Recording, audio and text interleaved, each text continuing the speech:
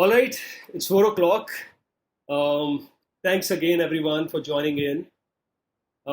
We have a very special Kunal Nandwani with us, would be taking on this Q&A session, this AMA session, which is Ask Me Anything.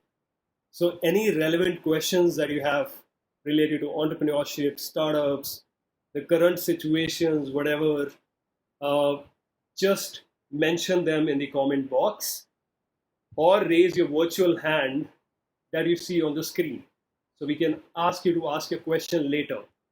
But we already have a few questions ready with us, which obviously came from you all. While filling the forms, you had mentioned these questions, so we're going to ask some of these questions to begin with. Kunal, can we have you show up? Can you turn on your camera, please? We'll Yeah, start. yeah. So Kunal, so good to see you finally. Thank you so much for taking this up. This AMA, I think, was long due. In all the previous sessions, the problem was whatever questions we used to ask you, there were many more left from the audience. And it's really good that we're doing an AMA today. So, since it is already 4:07, I wouldn't want to do much of talking here, but we'll start with your introduction for the benefit of the people who would be watching it on YouTube later. So, guys, this is Vineet Khurana from Chandigarh Angels Network, and with me I have Kunal Nandwani, who is one of our board members, also runs some of his startups like uTrade Solutions, Earther.org, Cove Identity, Hashcove. He's running many such startups. So thank you, Kunal, again for being here with us. Yep. Sure. I'm going to start with a few questions that we received via people who filled out their forms while registering for this AMA session.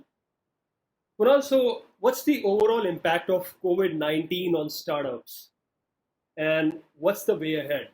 Hmm. So I think COVID-19 is a very, very big issue for the whole world in many ways beyond it's not just a virus issue which is impacting our health or something. It is beyond that. The society is in lockdown, human habits and cultures and workplaces and the way we act, behave.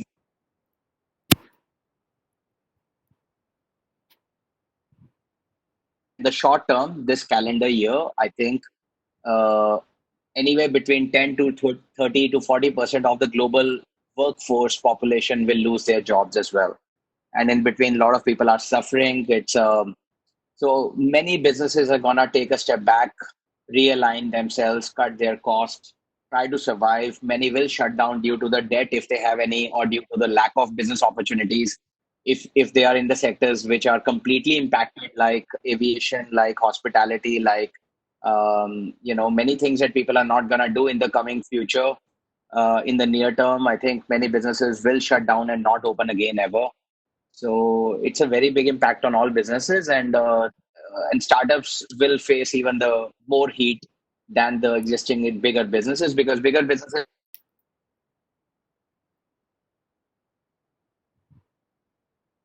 don't. They have few months and then they need to do business or raise money. And in this market, it's hard to do business and it's hard to raise money. So this is a major impact, major reset. Many more startups would die than who would have shut down otherwise in this period. It's unfortunate, but that's a reset we all have to accept and acknowledge, and sooner rather than later, um, decide whatever is right for our startup and our own companies. So it's a major change, but equally, this is a major crisis which will change a lot of things the way we know them as of now. But that will present some hopefully opportunities as well. I believe there are some questions later around the opportunities, so we can cover it then. Uh, Excellent. uh, Okay, so but it is a very, very big global reset. sure. Thank you, Kunal. Now, follow on to the previous one. Which sectors are getting the most advantage from this lockdown?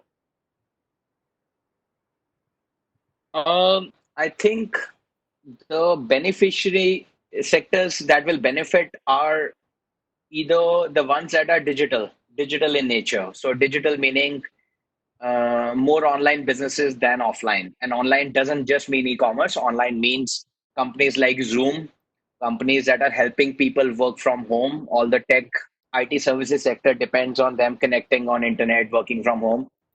Internet businesses will grow. People who provide internet bandwidths, etc. Telecom businesses will grow because people will connect more and more remotely and not travel anymore. Tech businesses like Zoom, others who help people manage their workforce remotely, like, I don't know if you've heard of, there are tools like Time Doctor, WebEx, Jira, Atlassian, all the collaborative tools that help people do their jobs online will definitely benefit. Healthcare firms that are in the business of researching or finding cures to viruses are in play. They are some of the such healthcare firms or pharmaceutical companies are gonna come out on top in the next few months to few quarters. They will become massive billion-dollar, multi-billion-dollar new drug products which can possibly cure coronavirus. Um, the I think fortunately some businesses will continue as almost as normal, not exactly normal, but almost as normal. These are typically the grocery stores, the kirana stores, the agriculture. Um, there are some disruptions in agriculture, unfortunately, but still people go home and still eating, still eating almost the same way, whatever they could from home. This will also help the online entertainment business, things like, let's say, Tata Sky, Netflix, e-gaming, esports. I think they're gonna be massive in demand. People are gonna get bored at home. They will play more and more games. So these are some of the businesses that will actually win, and actually this crisis is gonna help them accelerate their growth further. They'll get more and more users now. These are some of the ones I can think of off top of my head. Thank you, Kunal. One of the questions which already was there on my list, and Rajat has certainly asked it. He's asking, what sort of mindset change will the investors have while seeing the early stage startups amidst this COVID-19 scenario? The ones who require some seed funding for their ideas. So, investors' mindset change is the following, I think. Um, Firstly, they have all the investors you have to understand are not just investors. They typically do something on the side. Some of them will have their own businesses. Many of the angel investors actually have their own day-to-day businesses. So I think the mindset change first will be for them to cut down all the discretionary expenses, which are good to have, not must have. So good to have expenses are actually angel investments. So frankly, many may be cutting down, trimming down in this market. Uh, s- Secondly, they have to survive their existing businesses, so they'll focus on preserving cash, preserving costs, reducing costs, and preserving cash flows within their businesses. So their mindset change will be that if anything, they'll become more conservative and more risk averse.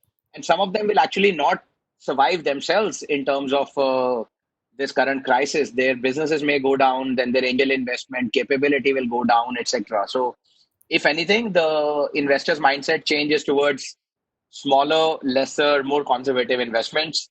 If you are still finding some investors who are willing to invest, they will then possibly look for more discounts. So this is a period of discount. This is a massive Christmas sale, which will last for the whole year for everyone to buy anything. Everyone is going to get 10, 20, 30, 40, 50, 80, 90% discounts on everything. So you have to decide if you have any angel investors who are exploring investing in you. If, let's say, earlier they might have invested in your company at, let's say, 10 crore rupees valuation. Now, even if they agree on five, I think you're still lucky. You should take it. You will have to give discounts in these periods because for you to survive the next 1 year is most important thing. Valuations may come back later anyways. So this is what I think you will see as a change in angel investors. Many may not stay any longer as angel investors. Some who do will be very conservative and will look for discounts. Got it. Got it. Thank you, Kunal.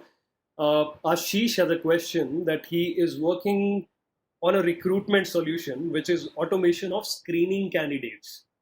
How would it be impacted? Now, he's in a fix whether the vertical will see the rise or fall due to this ongoing pandemic. What's the sector again? I missed hearing it. What's the It's sector? it's like recruitment solution, which is automation of screening candidates. So HR tech. So I think if anything, it's a little positive. It's a little well. It's a hard one. Actually, it's positive as well as negative. Positive because now, sorry, let me talk about why it's negative first. I don't know why, but I think that's clearer. Companies are going to fire people. I said 10 to 30 to 40% employees are going to lose their job in the next 3 to 6 months, in my view. In such case, no company is going to hire. Most companies are not going to hire. So frankly, if they're not hiring, nobody's interviewing. If nobody's interviewing, your software will not sell. Correct? That's one. So in general, your market size will shrink. But at the same time, whichever companies hire, for them in the hiring process, the process will become more online than offline. So hence, your solution may make more sense to them. So you have a good, compelling digital solution for the which has an increased need in the current crisis times for the next few quarters to maybe 1 2 years with a shrinking market size. With a shrinking market size because most people are not recruiting right now. So it's a mix. Net net, I think your market will be less attractive because it will become so small. Even though within that market, within the recruitment market, need for a solution like yours will go up. Got it.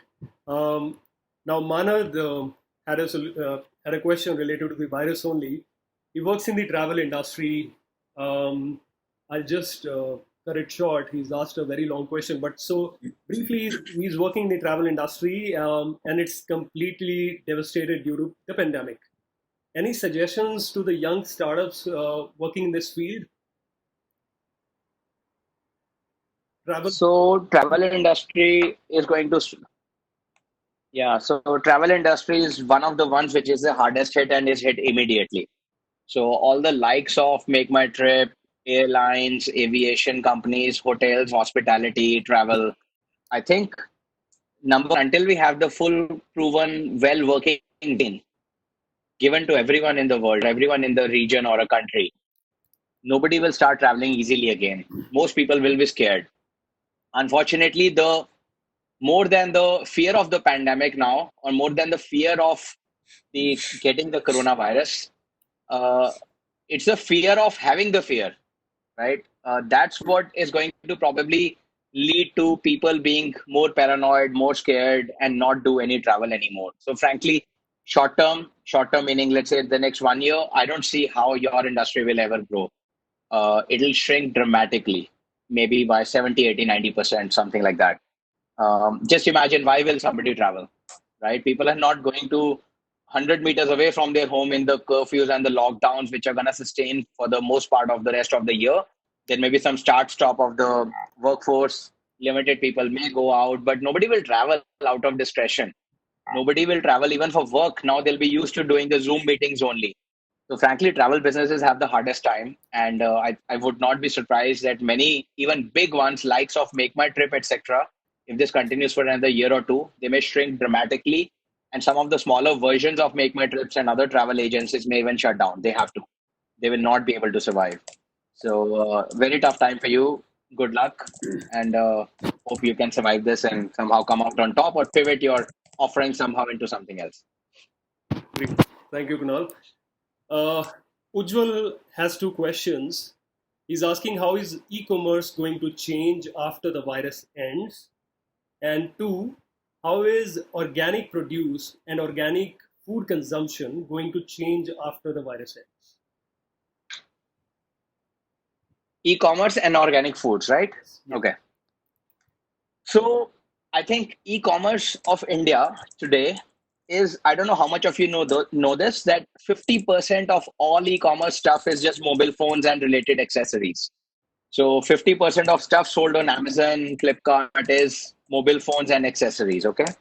Now that will change a lot because people will not buy new phones or upgrade new phones, take new iPhones or Xiaomi's or Samsungs or any phones every year or every 6 months. Now people will say, let a phone run for 1 2 years, and so e-commerce 50% is telecom, which is discretionary spending, which will drop significantly.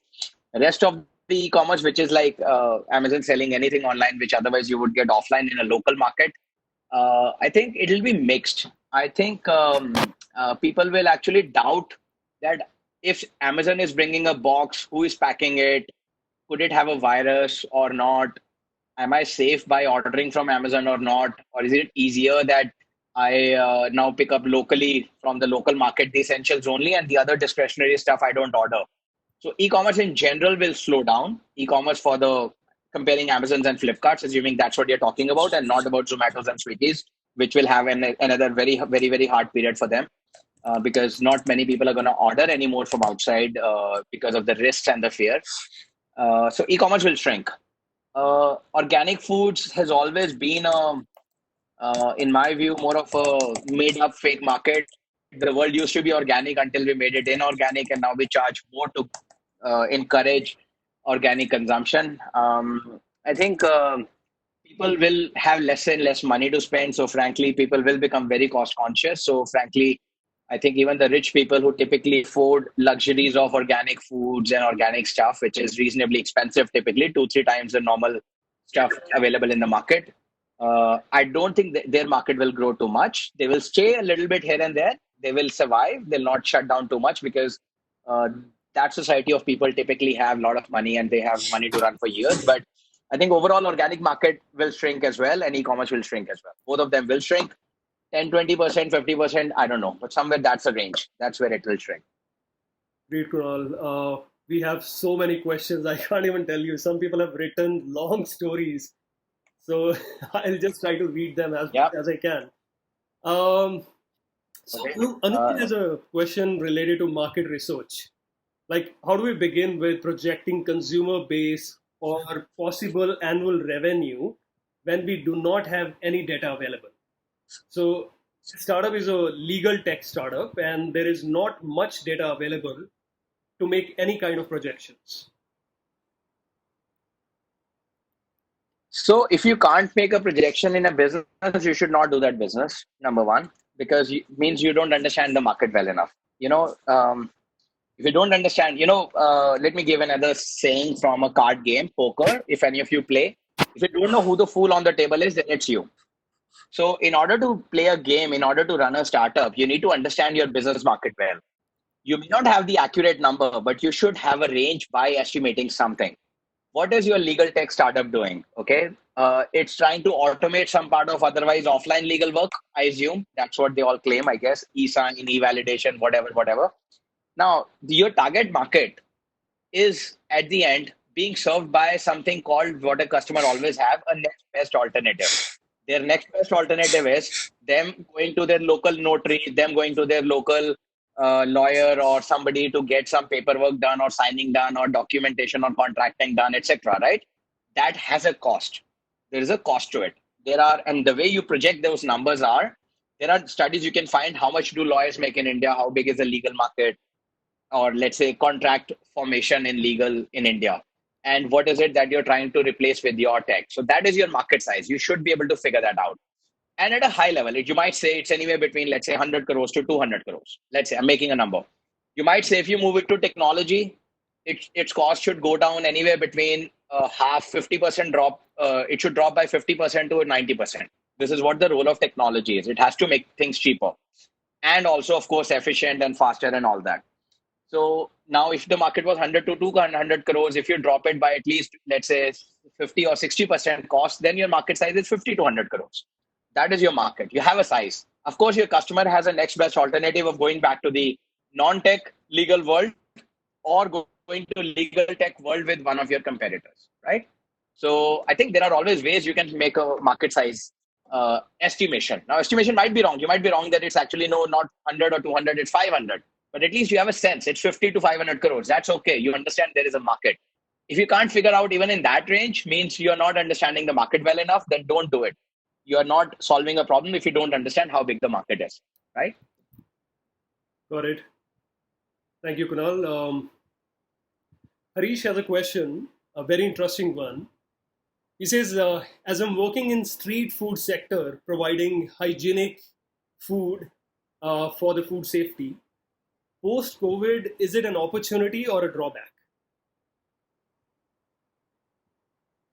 In which sector? Sorry, food. What is the person doing? Uh, he is in street food sector. Now I don't know exactly what does that mean, but maybe he has a few outlets Fine, in the fine, fine. street. Okay, understood. Yeah, Yeah, yeah, okay.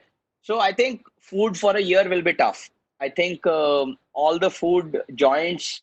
So one of the massively growth businesses in the last few years had been food related, food, FMCG, etc. We from Chandigarh Angels Network also invested in some such businesses, including Biryani by Kilo, etc. Um, they grew a lot because people were going out more and more, they were earning more and more, they were spending more and more. But now that's all going to change for two reasons. One, people are going to earn less, so they have less to spend. Many may not have jobs, so they may be struggling to survive. One. Second, even if people who have money, and even for people who can pay and who are willing to pay, try your food, and if your food is reasonably priced, let's say price is not a concern, even then people will now be fearful. Who has made the food? Which employee has touched it? Are they clean? Do they have coronavirus or not? These fears will stay in people's minds for months to quarters. I don't think street food market will easily pick up for a number of months to quarters. So frankly, I think short term your business will shrink dramatically if it opens, or if it's open or not, you would know.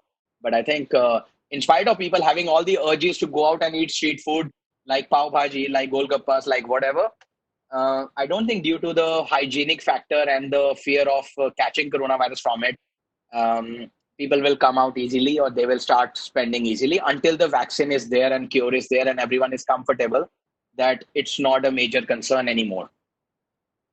got it. Situation may come, best case scenario.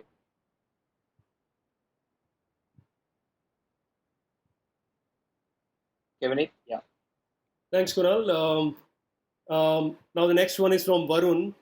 He's asking your opinion on fashion industry business post lockdown. Sorry, I will have to turn off your video maybe. Big struggle. Yeah. Okay. If you don't, okay, I can. Okay, fine. Sorry, I think. Okay, so fashion industry is one of the discretionary spending. Any industry. So, there is something called Maslow's hierarchy of needs. Maslow's hierarchy means what is necessity for people, which is day-to-day food, water, air, sanitation, etc. What is a comfort? Comfort might be having a car, having a few clothes, extra spare clothes, having some stuff like that. And then what is a luxury? Luxury might be having a rich fat wedding, having a Rolex watch, or having a fashion clothes like from Gucci, Louis Vuitton, Prada, etc. I think in these times when economy is shrinking dramatically, people are losing jobs. One of the most impacted sectors will be the discretionary spending of on comforts and luxury items, including the fashion industry. People are not gonna buy too many boots or too many clothes. Nobody's gonna go to Mintra and buy five shirts in a sale that they used to buy earlier. And I think people will spend less and less, and they will say, I have enough.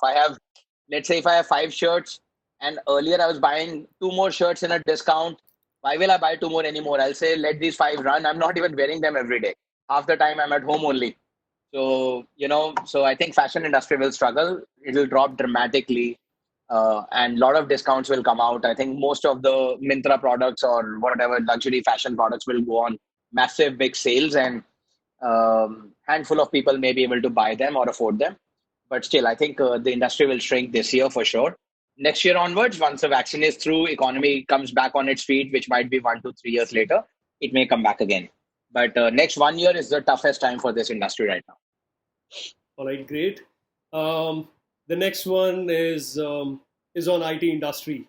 IT industry as a whole. What's the impact on the IT industry as a whole in a country like India? This one is from Anubhav. Now, I don't know whether he meant IT services or otherwise, but IT industry as a whole. What's your opinion on that?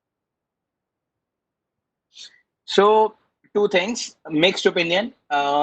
Generally, things will move more from offline to online. All the people who were running offline businesses will try to find ways to run it online. So if you're a car dealership, today your business is 100% offline. But now in these periods, I've had calls from some of my friends who run some car dealerships, and they've said can you automate or put some technology so our clients can come in online, find a basic car and their products access virtually, and then pay using an online card, Paytm or some credit card or something, and order stuff online. So I think many industries will go more and more digital. This will apply not just to automobile industry, for example, which is the final retailing I'm talking about. Think about healthcare solutions. Healthcare will go contactless. They will have to move towards remote doctor, telemedicine, drone-based delivery or surveillance, etc., etc. So there is a big scope for the world to go more and more digital. The digital adoption in the world will accelerate. Now, some will have to do it out of compulsion because there is no other choice. They have to go digital, including even Kirana stores and all. But some will go over time, not immediately. They will say that, look, I was going digital, but now my business is shut, whether I'm digital or not. My business is shut anyways. Let's hold down on all the IT projects which I was looking to implement. So I think it's a mix. Generally, given the world will go more digital, the IT industry will survive okay. They may grow a little bit as well, but they would not dramatically grow because many of the discretionary IT projects, which were not the highest priority but only good to have, some R&D projects, etc., in technology, those would be scaled back or cancelled. So I think net IT services or IT products or digital platforms generally they have a positive outcome from this, but given that their end customers, which is typically businesses who were ordering some technology softwares and tools, if they are not, if these IT technologies are not generic and very compulsive, I think many people may hold off some of the projects as well. They will not give new projects to build new websites or build new technologies which were not needed in these kind of times because they have to conserve cash and they have to save their business first. So it's a mix. Net IT industry will be okay. There'll be plus minus 20% or so within a year from now, I think, compared to the year before. But broadly, I think they are likely to survive okay. Got it. Thank you. Now, Raj and Rajat had similar questions and similar names, of course. They're asking the overall impact on automotive service industry, especially for the aggregator platforms where they are connecting mechanics or garages with customers. So, from the demand and investment perspective, what impact do you see on automotive service industry, to be specific? Okay. So, look, number one, new car sales will drop most likely. Nobody will buy too many cars or expensive cars. Some people may, there's an argument that some lower end segment cars may sell because people who were using public transport earlier, maybe a bus or a metro in a big city, they may either work from home, in which case they will stop using the transport and not buy a car either. But if they still have to go to office for some reason, they may say that actually I can afford a low end car ranging from 2 lakhs to 5 lakh rupees or so. And I should, if I have to go, I should not put my life in danger by sharing a metro with someone else or a bus with someone else or taking even an Uber ride because you don't know who had been in the Uber before you. So they may say that actually, let me buy a low end car. So maybe some cars will be sold more, but most of the luxury cars will sell less and less, in my view. And people will stop owning so many cars. You know, people who buy like one car every year or upgrade every year, they'll all stop. So this is on the automobile sales. That will drop for sure. This year, 30 to 50% compared to last year. They will drop 30 to 50% at least. Now, in terms of servicing, so servicing is also again, if people are running their cars less, they're going from point A to point B less. If Uber Ola are running empty or staying empty, then the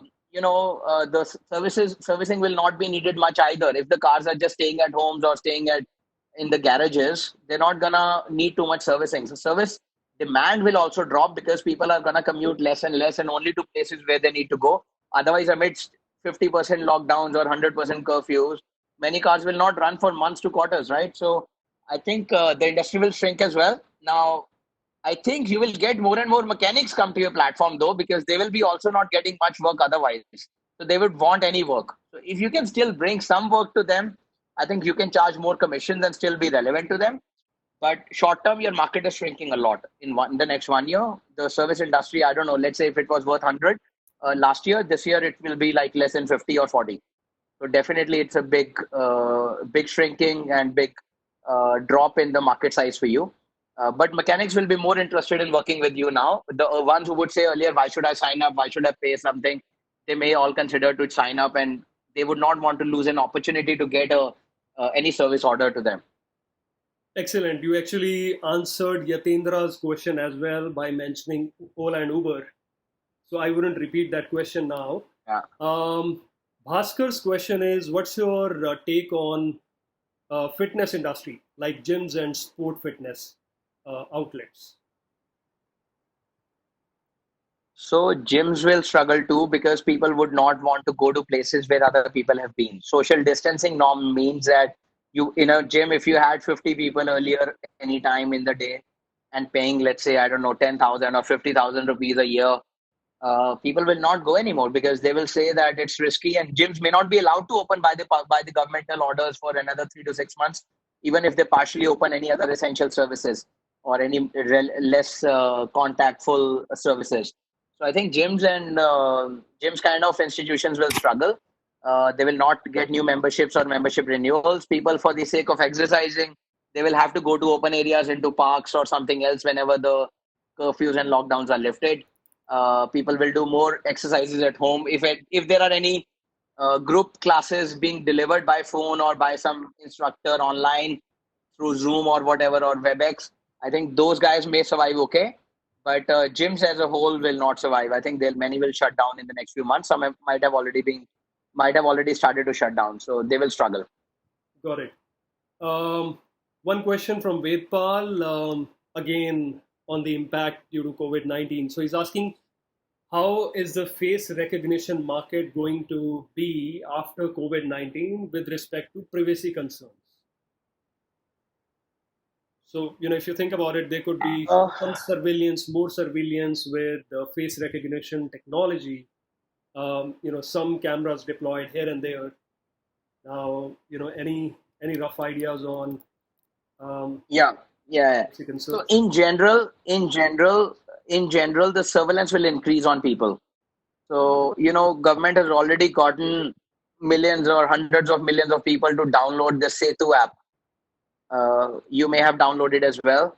Now, this app is by definition a surveillance tool. They know where you are going. They know who you are connecting with. Okay. Now, right now, so far, in the name of COVID-19, it is meant to only do contact tracing. Who was in touch with whom, who got COVID-19, and then trace the contacts and inform others for to do the testing, right? But in time, do you think government will ever ask you to uninstall Setu app after this is done in a year? They are more likely to continue asking you or requesting you to keep the app on, and they will be able to trace you and track you more. Surveillance is going up. Citizens do not trust the governments do not trust the citizens. That's the unfortunate world we live in. We call it democratic, but it's arguably a joke. What a democracy we all live in. But I think so. Privacy will go out of the window. Government will get more and more powers to do whatever they want, and they are doing it already in many countries. Setu app is the one thing. Big breach of privacy. Nobody is saying once or asking the government, is it only for a period of time, and is it only tracing for COVID or something else too? How do you know they would not trace you if you were to get together and go for an Aam Aadmi party meeting or another party meeting, or if you are revolting against any of the government's decisions? How do you know they are not going to trace you through the app? You don't, and actually they will, most likely. So privacy will be hurt. Surveillance will go up. That is going up already by the day. It will go up even further. And the facial recognition will sooner become more relevant. And China has done a great job from the government perspective, in doing great facial recognition technology implementation. Now government can almost track anyone anywhere. Almost. India hasn't done yet very well from the government side in terms of facial recognition. They've not implemented enough CCTV cameras or drones with cameras or something else. But in time they might. London has done London or UK actually. In London, there is not a place you can go where you are not tracked by a CCTV camera for more than 20-meter steps. Everywhere there are cameras. There are tons of cameras. So actually, facial recognition is going up. Privacy of individuals is going out of the window. And unfortunately, in the current times, nobody can even question the government's moves. And most likely, even after the COVID-19 ends at some point this year or next, after next, these surveillance techniques are likely to stay and likely to be part of our lives. And we individually, or through some courts, or through some other opposition parties, or through some other revolutions, people will have to fight their privacy rights afterwards. But otherwise, leave it on their own. Governments will never act. Governments will only increase their surveillance and not care much for the individual's privacy. Great, very elaborate.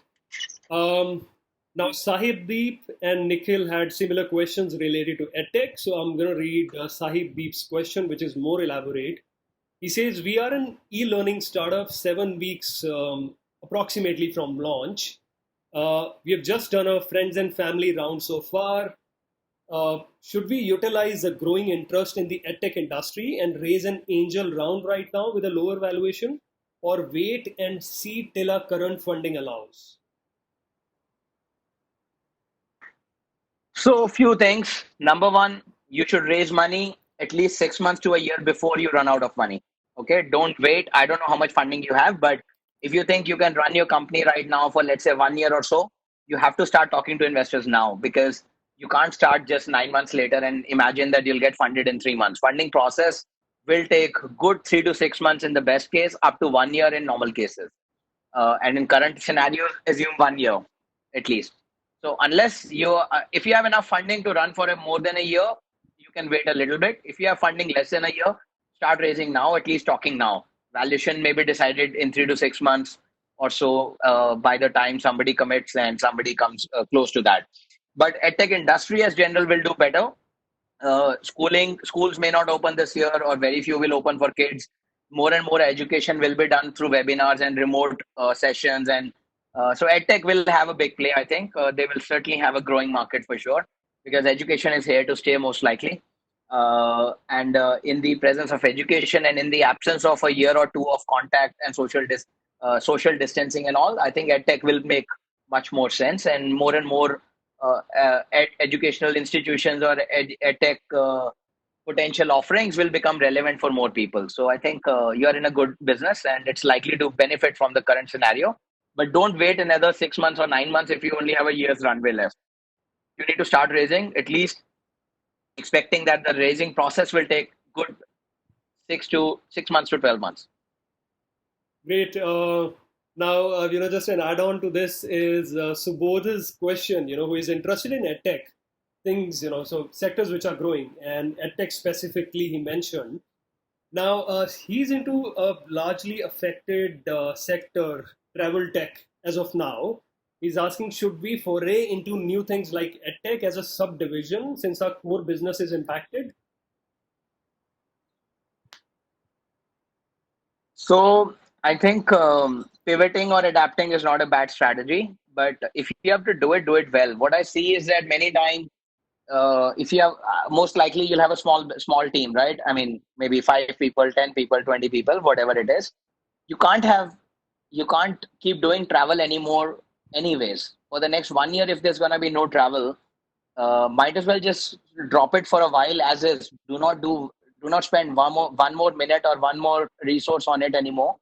Move completely. This is a time to maybe consider a big pivot. Move to edtech.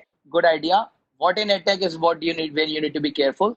You need to understand what the game is, who all is in the market, how will you get, what is your value proposition, how will you compete with the existing players, etc. So you need to do a reasonable business analysis. But shutting down your business in an industry which is going to struggle for 1 2 years clearly and going to make you virtually no revenue, I think it's the right thing. Just shut it immediately. Don't wait.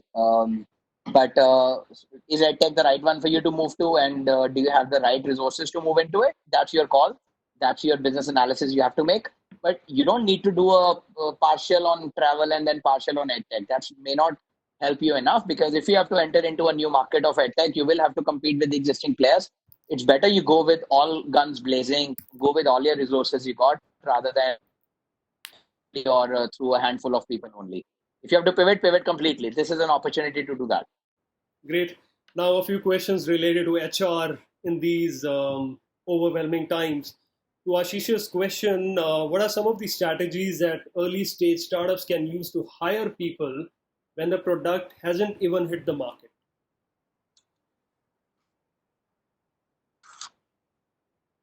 So question is, I think my question to you is, how did you build the product in the first place without hiring? Surely you've hired some people. So early stage startup hiring actually works in the following way. You have to build a story. You have to sell a story. You have to sell a story to the potential employees that you want to bring in, to potential co-founders, to potential investors. So you need to be a good salesperson if you are one of the HR leads or HR or co-founders of the company in the early stage of startups. So the way you hire is you be honest with them, tell them what you're looking for, what you can offer them. And many times people may join you because they have nothing else to do because they've lost their other jobs. Or many times they will join you because believe in your story and they really want to work with you. They believe in your vision. Sometimes they will join you because they have nothing else and they want something to do for free even, or at a low cost even, rather than getting nothing at all. So I think, how do you find them? You have LinkedIn on your disposal. You have networks that you need to explore. You have your friends WhatsApps and all. Send your message in the group, but understand, this is a sales activity that you're doing. You are attracting people towards you. So you need to be very, very crisp, clear, and attractive in your proposition that you send out. And there you don't put out big stories. You send like least words which you think will attract others. You need to see from their footsteps. What will they look for? What they might ask for? How will you attract them? So choose your messaging and communication carefully. But I'm sure there are itself. So it's a good opportunity for the recruiters, actually, in my view, because many people are getting laid off right now. And I think, if you can position your sales process, sales pitch to the potential candidates well, and reach out to them efficiently through the mediums of Naukri, LinkedIn, WhatsApp, friends, networks, etc., I think you can attract decent talent in these times. Great. Um, Now another question, on the HR side. After taking the angel investment, can founders take salary, also as per their market rate, and especially after COVID-19? This is from Nikhil. So you have to realize that your first job is to make sure that your company survives, right? If you have enough money in the bank, or if you're making enough money, or if you have enough investments through which you think you can survive a year even after taking salaries, you should consider taking salary, but only if you're making money or you've raised enough.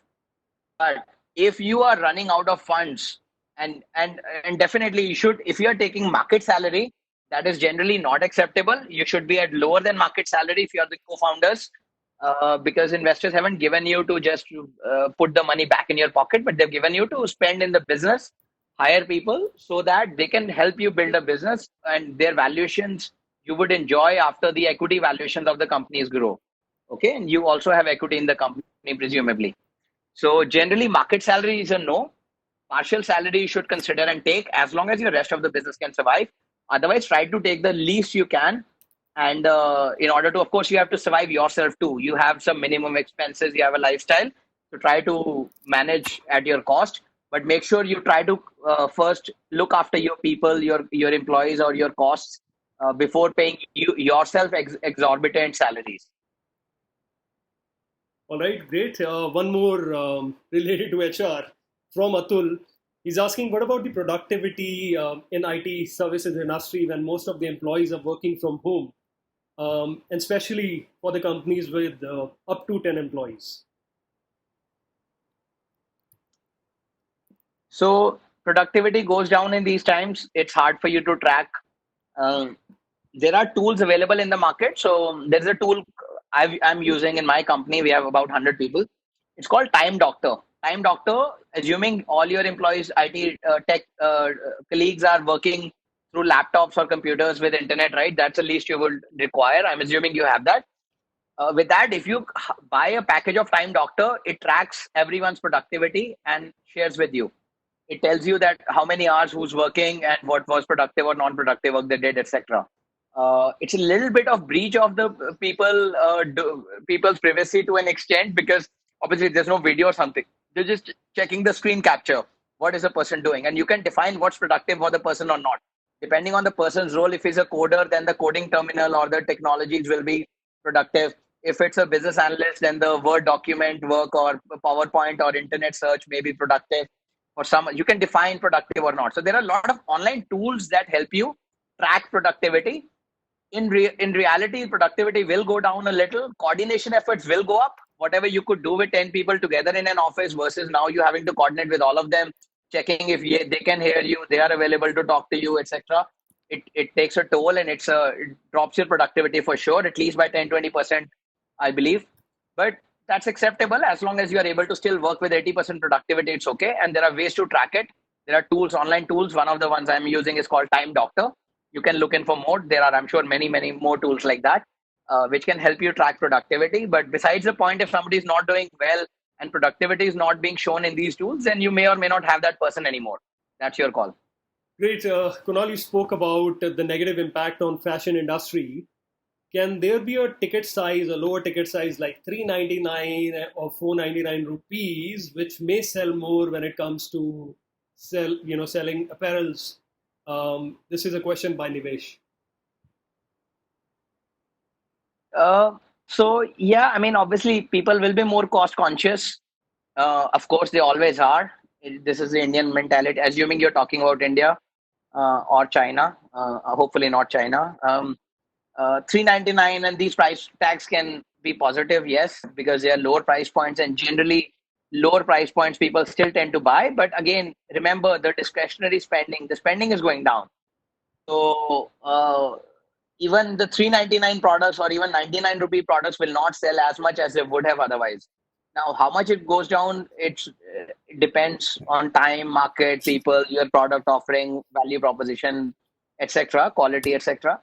But 399 will do better than clearly 3999. Of course, 399 will drop by less in terms of sales versus 3999 or 349s. Okay, so more expensive the product, more they're gonna struggle um, trying to sell it, and cheaper the product, more potential it is to sell. But again, remember, customers' fee pool has shrunk, customer spending capacity has shrunk.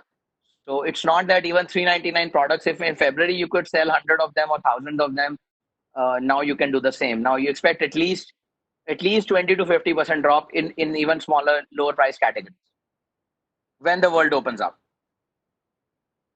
Great. Um, Kunal has a question. Kunal asking Kunal, what's the best way to do marketing with limited budget in this environment? Uh, so firstly, you need to think what are you marketing and why and how.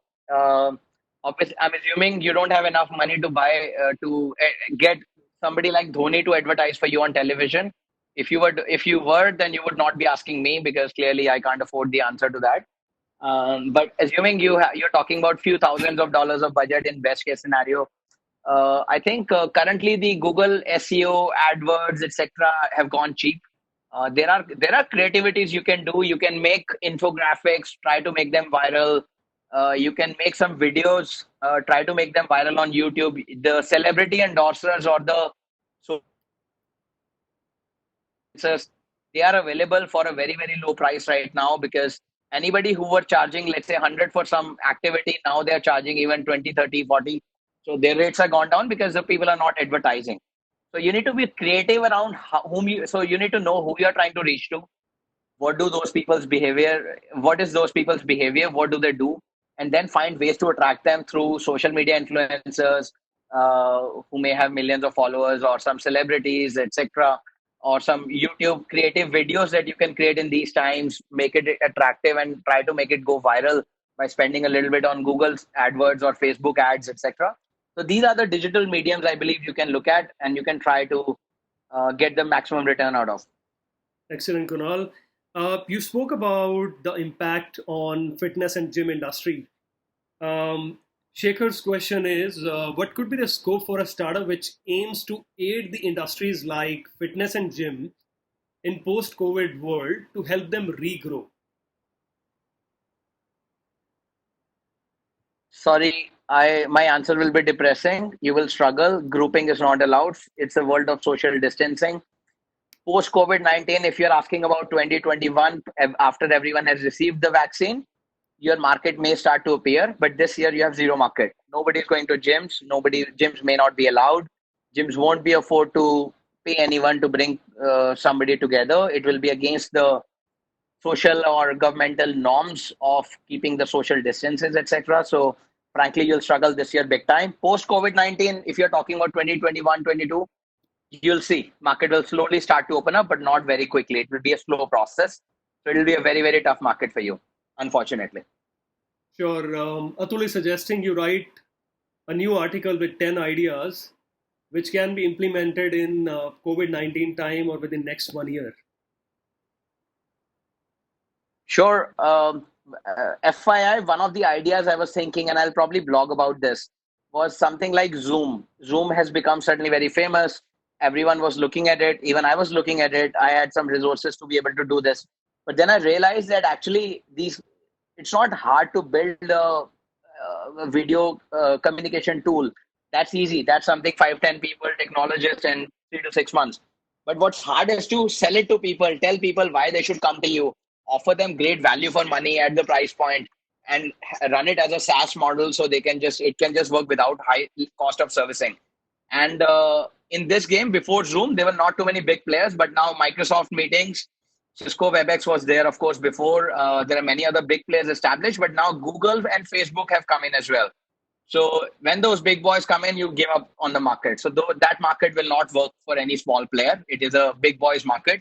So anybody who is not multi 100,000 crores or who can spend that much to fight the big ones should try to get there. So so Zoom idea came in, became attractive. Zoom had its issues of privacy and many other things in the last few months. You might have heard. Now the opportunity is gone because the big players have already taken in. So frankly, it will not work. So just saying that how the ideas come and they become unviable within a day because the massive players just change the market. This is what Geo did to telecom. Geo came in, most of the telco players have been lost. There were 30 plus telco providers with licenses of 2G, 3G, and 4G. You know how many are left now? Less than five. And out of those, also handful like Aditya Birla, Idea, Vodafone are also likely to shut down soon. So only Airtel may survive, or Jio is the other one. Jio is a major one. So these changes happen. There are opportunities, there are crises, there are big player moves you need to watch out for.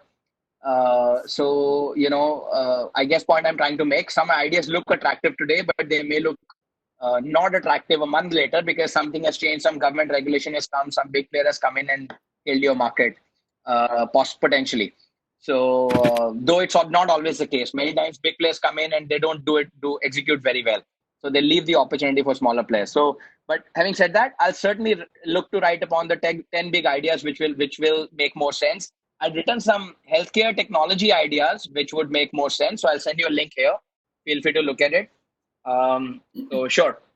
Vineet, do we have time for one last question? Otherwise, Yeah. towards the end, I just need 30 seconds of. Sure. Yeah. One last question I have, which is a very relevant question from Rishabh. He's asking with our SaaS product, our new MRR growth has been over 20% month on month, but the churn has also grown up to 10% due to cost cutting.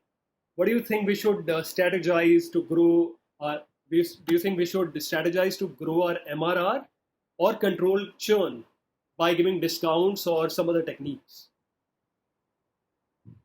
Too long a question. I lost you in between. Please repeat once again. I'm so sorry. Please So repeat. he's saying Rishabh's question is he has a SaaS product and the MRR growth month on month has been 20%, but the churn is also growing to be 10% due to some cost control. Mm, What do you think should mm, we mm, mm. strategize? Is it to grow the MRR or to Yeah, control got the it. churn? Got it. Yeah. Mm.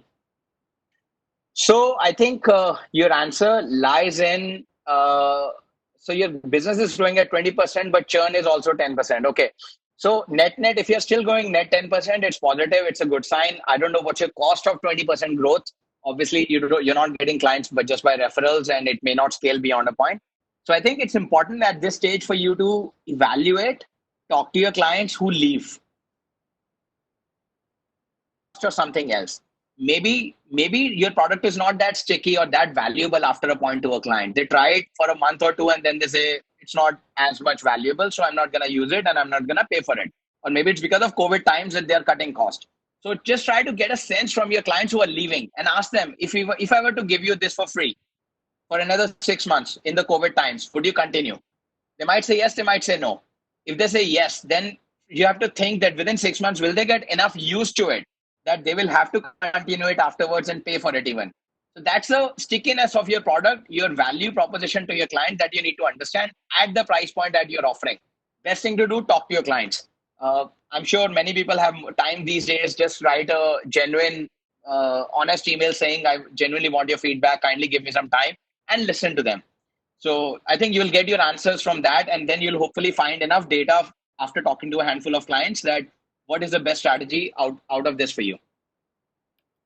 Great, Kunal. Thank you so much. You wanted some 30 seconds to speak about something? Yes. So I was just gonna say I've given one blog um, on the 10 ideas or 5 ideas within the healthcare technology sector. The other ones that can, and all of these will be benefited from the current times. Feel free to look at it. Secondly, I was just gonna say, all of you feel free to connect with us on LinkedIn or Twitter. I'll post our handles here. Please do that. And you can ask any question anytime. Don't need to wait for this session to happen. Uh, Thirdly, anyone who wants specific guidance on any of the things that they're doing right now, feel free to tweet something about your question, your feedback on the session, and then based on whatever handful of selected tweets or the top tweets or top LinkedIn posts, we will reach out and we will give you 15 minutes one-to-one if you want to take that time and get specific feedback on your specific queries. That's one other thing I want to say. And lastly, Vineet, I think you should talk about the virtual accelerator we are running. So you kindly do that. I think that's it from my side. Sure. Thank you, Kunal. Guys, thank you so much for joining in. Please stay with us for another moment or so. So many of you who have joined today have already applied for ICANN Virtual Accelerator program that we recently came with. The cohort 1 starts on 7th of May. Let me just repeat it for the benefit of everyone, even those who have joined us for the first time for this conversation. This is a zero fee, zero equity virtual accelerator program, which means we are not charging any equity or fee for a very structured 6 weeks program that we are running to benefit most of the early stage founders who are still figuring out their way around how to go with the right market opportunity, how to launch their startup, and so on, so on. There are many things to it, and I'm going to share the link here of how to apply. You can check more details about the program inclusions, what's there, what's not, and feel free to apply. We are still shortlisting the applications, so the ones who haven't applied yet, please do apply if you think you fit in the criteria after checking all the resources available on the website. And those who have already applied, I'm sure they're waiting for us to announce the final shortlist. So we'll shortly come back with the same. Please bear with us for another 3-4 days, and we'll come back to you certainly. Thank you very much, everybody. Really appreciate the time you spared to be on this conversation, and we really thank Kunal for sparing his time as well. And look forward to seeing everybody again on our future webinars. Just don't drop off yet. I'm going to share that link right away so you can take advantage of the same. Just a moment. Yeah. So I have the link copied here. And thank you. Thank you, everyone. Really appreciate it. Thank you, Kunal. Thank you. Thanks, guys. Bye.